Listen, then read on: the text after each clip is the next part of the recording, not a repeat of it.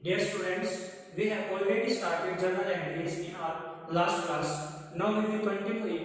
मैं आपको पहले बता चुका हूँ कि बेसिक जर्नल एंट्रीज कैसे बनाते हैं। अब हम एक स्टेप आगे बढ़ जाते हैं। मेरी आज मेरे को क्या समझाना, purchase return and cell return, इनकी एंट्रीज कैसे होती है। देखो मैं पहले आपको ये बता चुका हूँ कि परचेज करते हम कोई भी चीज जब वो हमारा एक्सपेंस होता है and all the expenses are covered under nominal account. And what is the full of nominal account?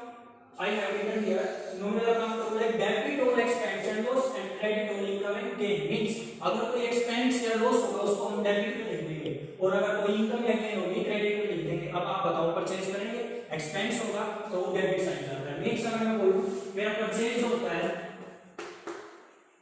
वो debit साइड जाता है nominal account में। ओके, अब सेल, अगर मैं सेल करता हूँ तो मेरे पास इनकम होगी क्योंकि मैं कुछ भी चीज सेल करूंगा मेरे पास पैसे आएंगे और जो इनकम होती है वो क्रेडिट साइड जाती है नॉमिनल अकाउंट के। लिखा भी होगा नॉमिनल अकाउंट में credit all income and gain. तो अगर मैं लिखूं सेल जाएगा क्रेडिट साइड। मैं ऐसे अच्छा क्रेडिट के नाम का हम 2 लिख लेते हैं। मैं पहले बता चुका हूं अपनी फर्स्ट वीडियो में क्रेडिट के लिए हम 2 लिख सकते हैं। अब आगे देखो, आप ये बताओ कई बार ऐसा होता है मान लो मैं कोई चीज परचेज करके लेके आया, ठीक है, और वो मेरे को पसंद किया तो मैं उसको वापस कर देता हूँ। मींस जो मैंने परचेज किया है मैं उसको वापस कर रहा हूँ, वो है परचेज रिटर्न। वापस करना, रिटर्न मींस वापस करना। ऐसे ही मान लो मैं एक शॉपकीपर हूँ और मैंने कुछ सेल कर दिया। अब जो मैंने सेल किया वो डिफेक्टिव माल था मान के चलना, तो मेरे पास भी वापस आ सकता है, तो वो गया cell return. Means purchase return भी हो सकता है, सेल भी रिटर्न हो सकता है। अब अपने आप बताओ, अगर परचेज डेबिट साइड आता है, अगर परचेज डेबिट साइड आता है तो परचेज रिटर्न का आना चाहिए। सीधी सी बात है, परचेज रिटर्न क्रेडिट साइड आना चाहिए, तो परचेज रिटर्न आएगा क्रेडिट साइड। ऐसे ही देखो अगर सेल क्रेडिट साइड आता है तो सेल रिटर्न का आना चाहिए, तो सेल रिटर्न इसके opposite side means cell return आएगा डेबिट साइड। सेल रिटर्न आएगा डेबिट साइड। बेसिकली ये बातें याद रखो। और अब मैं इनको स्टार्ट कराता हूं जर्नल एंट्रीज को। इनसे रिलेटेड एंट्रीज आएंगे वो कैसे बनेगी पहले मैं वही करा देता हूं या स्टार्टिंग से कर लेते हैं। पहले मैं वो एंट्रीज करा देता हूं। चलो अब स्टार्ट करते हैं स्टूडेंट्स। फर्स्ट देखते हैं क्या लिखा होगा बेटा, वो सेल रिटर्न परचेज रिटर्न वाला जो कॉन्सेप्ट ही नहीं आएगा, बट हम स्टार्टिंग से करते हैं। एक बार देखो क्या लिखा हुआ है, Ram started business with cash. ये बिजनेस है, राम ने स्टार्ट किया बिजनेस कैश लगा कर, कितना 60,000। अब देखो जब बिजनेस स्टार्ट होता है तो याद रख लेना, जब भी बिजनेस स्टार्ट होता है जो अमाउंट इन्वेस्ट होती है बिजनेस में उसको बोलते हैं capital. Means amount invested into business is known as capital. तो बिजनेस क्या हो रहा है, स्टार्ट हो रहा है। तो मैं अगर अपनी समझ के लिए बिजनेस स्टार्टेड को कैपिटल बोल दूं, क्योंकि भाई बिजनेस स्टार्ट होगा तो कैपिटल तो लगेगी, इसको मैं कैपिटल बोल देता हूं समझने के लिए। अच्छा फिर हम अपने वो स्टेप फॉलो करते हैं जो मैंने फर्स्ट वीडियो में भी बताया। हम क्लासिफाई करेंगे कि रियल अकाउंट लगेगा, नॉमिनल लगेगा या पर्सनल लगेगा।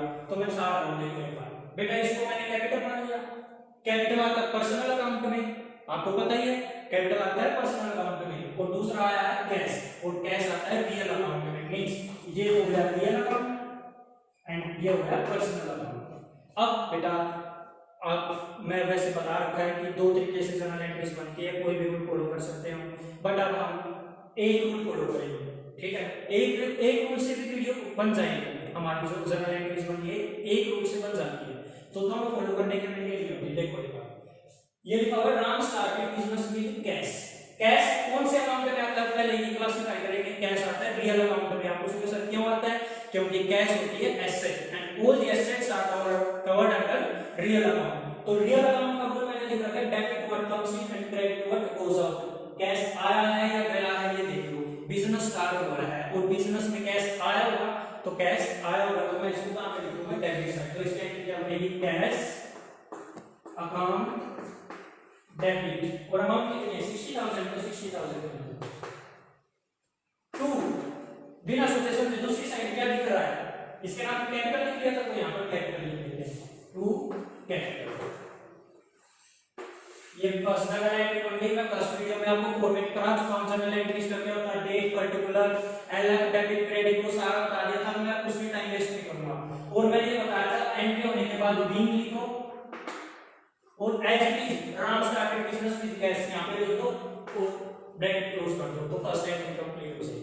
अब सेकंड एंट्री देखते हैं।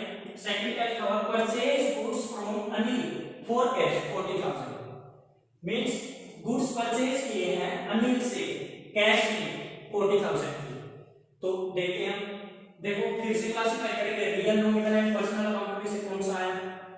परचेज नॉमिनल अकाउंट मैं बता रहा था, परचेज या सेल के साथ अगर गुड्स वर्ड लिखा है, गुड्स को काट लिया। अब देखो purchase goods from Anil for cash, एक बात तो बताई थी मैंने, अगर किसी पार्टी का नाम भी लिखा हुआ है और कैश भी लिखा हुआ है तो हम नाम को काट देते हैं। अब ये लिखा जाएगा क्योंकि कैश लिखा हुआ है। क्लियर बताइए। अब रूल अप्लाई कर देते हैं। देखो एक तो रूल लगेगा इसका नॉमिनल अकाउंट का एंड कैश, कैश आता है रियल अकाउंट क्योंकि कैश होती है एसेट है, all assets are covered under real account and that is purchase and purchase is covered under nominal account.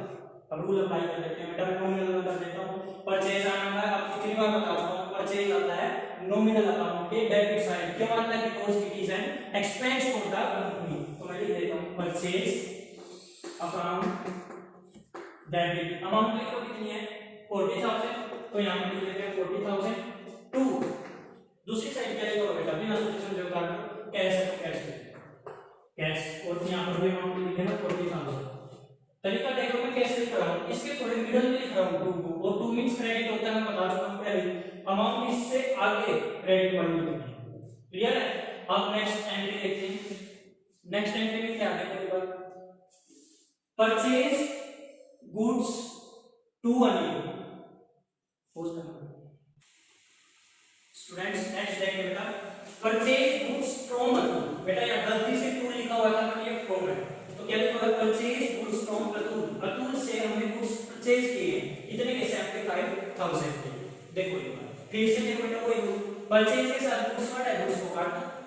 अब ये परचेज कहां जाएगा, परचेज एक्सपेंस है, एक्सपेंस नॉमिनल अकाउंट के डेबिट साइड जाता है। तो यहां लिख देंगे परचेज अकाउंट डेबिट, अमाउंट लिख देना 75,000 टू दूसरी साइड क्या है अतुल। अतुल आता है पर्सनल अकाउंट में, कोई भी नाम all the names are covered under personal account. ये बात मैं अपने लास्ट वीडियोस में बता चुका हूं। तो बस पर्सनल अकाउंट का रूल बिना सोचे समझे बेटा दूसरी साइड जो लिख लेते हैं टू अतुल एंटिटी बनेगी 75,000। अब देखो बेटा जो कॉन्सेप्ट मैंने आपको समझाया था purchase return and cell return वाला, अब आ रहा है कॉन्सेप्ट। अब ध्यान से समझिए, देखो क्या बोल रहे हैं। पहले हमने परचेज किए गुड्स अतुल से 75,000, ओके। अब क्या हुआ, return goods to Atul 3,000, Atul को वापस कर दिए गुड्स 3,000 पे, मींस आपने ना 75,000 के पहले से गुड्स खरीद लिए, परचेज कर लिए। तो मैंने बना दी purchase account debit to Atul, okay. अब मेरे को उनमें से 3,000 का माल डिफेक्टिव मिला, तो मैं उसको वापस कर रहा हूं, उसे रिटर्न कर रहा हूं। अब मैं रिटर्न करूंगा तो ये परचेज रिटर्न वाई से रिटर्न, इस बार परचेज रिटर्न को मैंने परचेज कर रखा है, ये दोनों एंट्री आपस में जुड़ी हुई है। तो मैंने परचेज जो किया था ना उसी को रिटर्न कर रहा हूं अतुल को। क्लियर है यहां तक। अब देखो अगर परचेज डेबिट साइड आ रहा है तो परचेज रिटर्न क्रेडिट साइड आ रहा है। तो अब मैं ये जो रिटर्न लिखा हुआ है इसको समझ जाओ आप, यहां पे क्या लिखा हुआ है परचेज रिटर्न, ये गुड्स से समझना है, इससे ऊपर वाली एंट्री देखो। तो यहां पर परचेज है तो ये परचेज रिटर्न है, इन केस यहां सेल होता तो ये सेल रिटर्न हो जाता। अब ये है परचेज रिटर्न, तो एक अकाउंट तो ये और परचेज या सेल के साथ गुड्स लिख रखा हो, गुड्स काट देते हैं। फिर है अतुल, अतुल कोई नेम है and all the names are covered under personal account. तो दो रूल्स हो गए। अब तो ये सिंपल हो गया, क्यों, क्योंकि परचेज डेबिट आता है तो परचेज रिटर्न क्रेडिट साइड आएगा, टू मींस क्रेडिट साइड। तो पहले मैंने लिखा टू परचेज रिटर्न अमाउंट लिख देंगे और दूसरी साइड क्या अतुल, यहां पर लिख देंगे Atul, Atul account debit, amount लिख देना 3,000 एंड 3,000, ये एंट्री हो गया। अब नेक्स्ट एंट्री कर देगा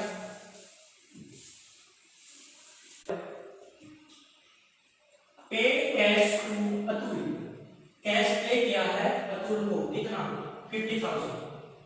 बेटा पेड कैश, तो एक तो कैश आया जो आया रियल अकाउंट में, क्यों, क्योंकि ये एसेट है एंड एक आया अतुल, ये आया पर्सनल अकाउंट में।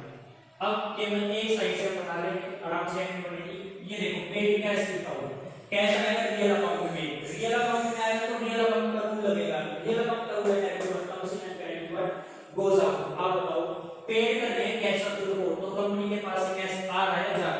सीधी सी बात है, पेड मींस देना। तो कैश जा रहा है, जब कैश जाएगा तो क्रेडिट साइड आएगा, तो मैं कहां लिखूंगा इसको, टू कैश। और दूसरी साइड बिना सोचे समझे क्या लिख सकते हैं, अतुल है तो Atul, Atul account debit. Amount लिख रहे हैं अपना कितनी है, अमाउंट है 50,000, अमाउंट लिख देता हूं 50,000। क्लियर है? अगर मैं आपको जस्ट फॉर्मेलिटीज बताऊं, यहां पर देखो Atul name and all the names are covered under personal account, तो ये पर्सनल अकाउंट है और पर्सनल अकाउंट का होगा डेबिट का रिसीवर एंड क्रेडिट का गिवर। अब ये कैश को रिसीव करने वाला कौन है, अतुल ही तो है, क्योंकि हम लोगों को पैसा मिल रहा है, और जो रिसीवर होता है वो डेबिट में जाता है, लिखा हुआ डेबिट का रिसीवर है, कोई डेबिट नहीं आता है। ठीक है, अब नेक्स्ट देखते हैं स्टूडेंट्स, नेक्स्ट एंट्री है बेटा, सोल्ड गुड्स टू चालू 1 लाख रुपीस, सेल किए गुड्स चालू को 1 लाख रुपीस।